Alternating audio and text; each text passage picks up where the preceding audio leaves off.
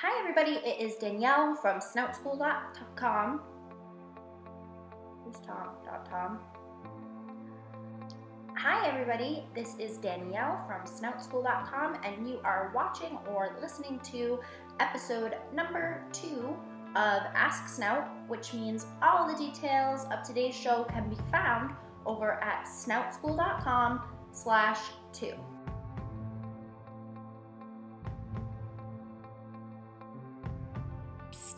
Before we actually get into the content for today, really cool announcement that is super valuable to your practice.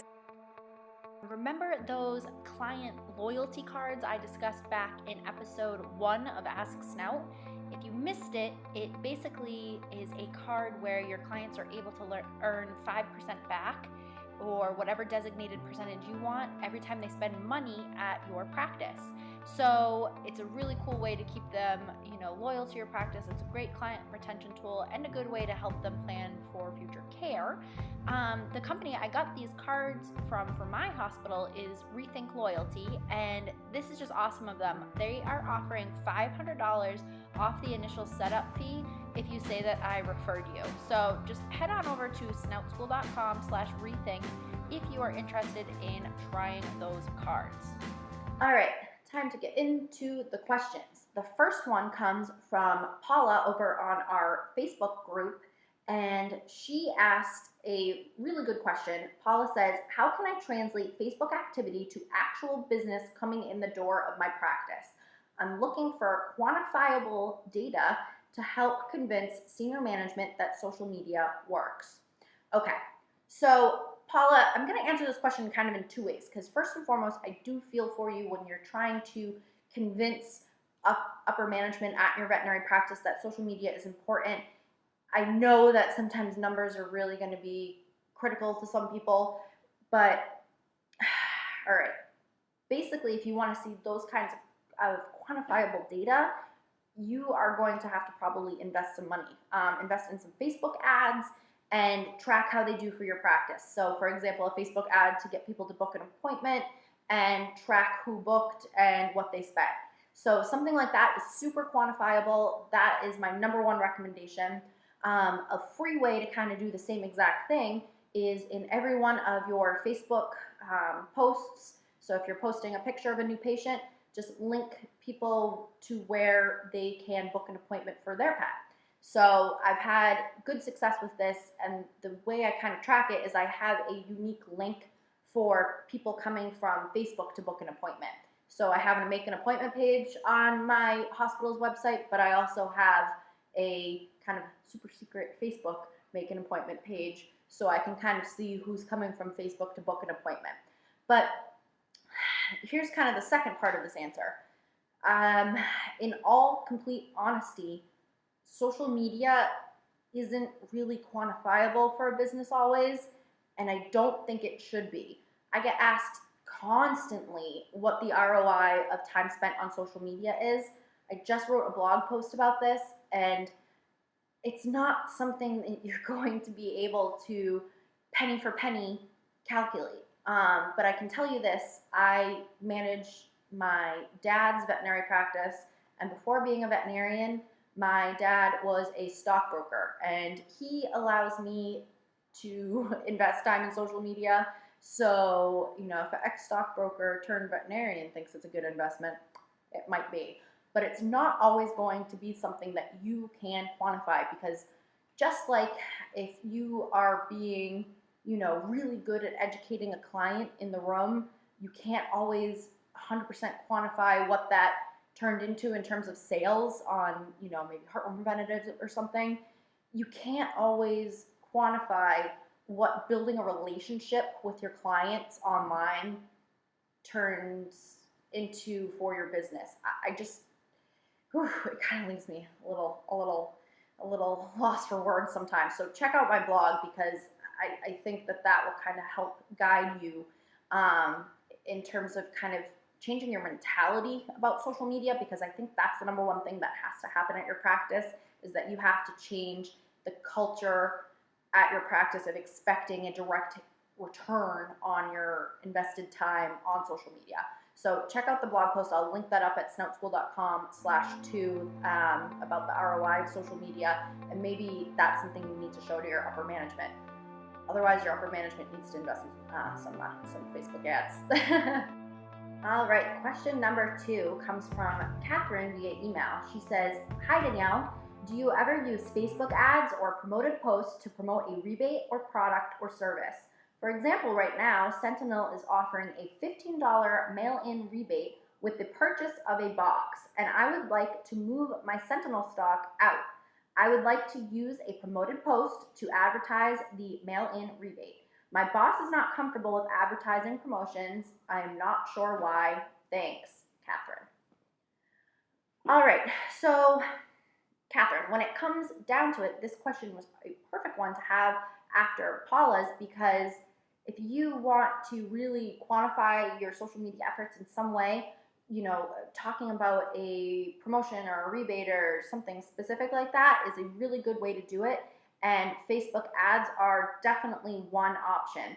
I can tell you what I've done at my practice with heartworm preventatives is in the actual practice, in the real life, everything's not just online, but in real life, we have pricing charts that break down for people the amount that they're going to save per dose when they buy a 12-pack of heartworm preventative because of those kinds of rebates. So say if they buy dose by dose, it might be $9 each time, but if they get it with the rebate, they're going to spend $7 a month instead. So, putting that data out there in the practice is a really, really, really critical thing, and I just kind of wanted to mention that. I know I talk social media all the time, but real life things are important too. In terms of social media, I made a blog post that included all of our flea and tick and heartworm options, and I included those price charts in that blog post. So that way it didn't seem super just salesy. Instead, think of it as educating your clients about their options for heartworm and educating them about the price difference when they invest in a full year. So I ran ads that linked to that blog post. I did something, I call it the QVVH quiz, where we do kind of quiz questions about a blog post, and it linked over to that blog post that included the pricing charts. So we do things like that are a little bit more intangible when it comes down to it. But as I was just saying before, sometimes social media is not all about tracking every little dollar and cent, but definitely make pricing charts, share them on a blog post, share those on social media, do something to be engaging, whether it is doing, like a giveaway of Sentinel, or if you just, to make it super engaging, run an ad, so you can pay for that engagement. But either way, I don't think that you should shy away from sharing promotions, because the thing is, it comes down to, good customer service. If you're not doing your job by educating people that these options exist, they have Betty White on their TV telling them that 1-800-PET-MEDS has a good deal. So why aren't you doing the same thing and letting them know that you have awesome deals too, and you're a very trustworthy source? So don't shy away from it. I know a lot of veterinary hospitals are very scared of being too promo-y, but that's why I kind of did it in the fashion I did with the blog post that talked about the different options, choosing the best option for you, and choosing the best quantity that fits your budget. Okay, and over on Twitter, Rachel asked, at Dr. Kun Siegel, she asked, running out of ideas, how do you get yours? So I'm assuming here you're asking me how I come up with different ideas for social media posts or blog posts. I really, really, when it comes to social media, and especially in an episode where we're kind of talking about ROI a lot, I like to not reinvent the wheel. If I find that a certain kind of post works, I keep sharing it again. So I know that, for example, sharing photos of pets on Facebook to welcome them to my practice and asking an engaging question about them, I know it works. I do it multiple times a week. That's kind of my main post. So first and foremost, don't reinvent the wheel. Secondly, if you're looking for especially like blog content, think about something that is relevant at your practice right now. If there's something that's coming up a lot, you want to write a blog post about that, because again, it's part of your duty online to provide the good customer service of educating your clients about something that's happening in your area. For example, right now near my practice, we've had a lot of wildlife issues with rabies. So I'm trying to kind of work on something about rabies right now to really remind people that it is a real thing that still exists. But just asking the receptionists, especially, the front desk staff that answer the phone or deal with those clients face to face constantly, they know the questions that clients have. Why doesn't my cat pee in the litter box? Those common kinds of questions, they're going to know them. So if you're ever kind of running out of ideas, definitely go to that front desk team and ask them. All right. Final question comes from Cody Krillman. Dr. Cody is a cow vet, and he is asking me here on Twitter, what is your opinion on social media automation software? First and foremost, I always kind of frame things in terms of small animal practice because I work in a small animal practice. But if you're looking for somebody that does a fantastic job with social media in terms of a livestock practice, Cody's a cow vet out there dealing with like beef cattle, like very, very different than dealing with puppies and kittens all day. But he does a great job with social media. So I'll kind of link stuff up over on my on the show notes at snoutschool.com/2, where you can find him on social media, because you should definitely check him out if that's kind of more your area of practice. But now back to Cody's question about automating social media. That comes down to things like Hootsuite or scheduling your Facebook posts via Facebook. Things like that is kind of what he's talking about there. Now, it's kind of a careful line to tread. Generally speaking, I'm a huge fan of scheduling posts. When, I was saying about, not reinventing the wheel and that you don't need to invest a lot of time in your social media to make it work, you can really accomplish that by scheduling your posts. So I'm a big fan of scheduling your posts. Make sure with Facebook that you're only scheduling posts through Facebook. Do not schedule them through a third-party app like Hootsuite. It's going to affect your reach. So definitely schedule through Facebook. And if you need something that is going to help you with scheduling tweets, I would suggest using bufferapp.com. I like it way better than Hootsuite. Bufferapp.com is awesome.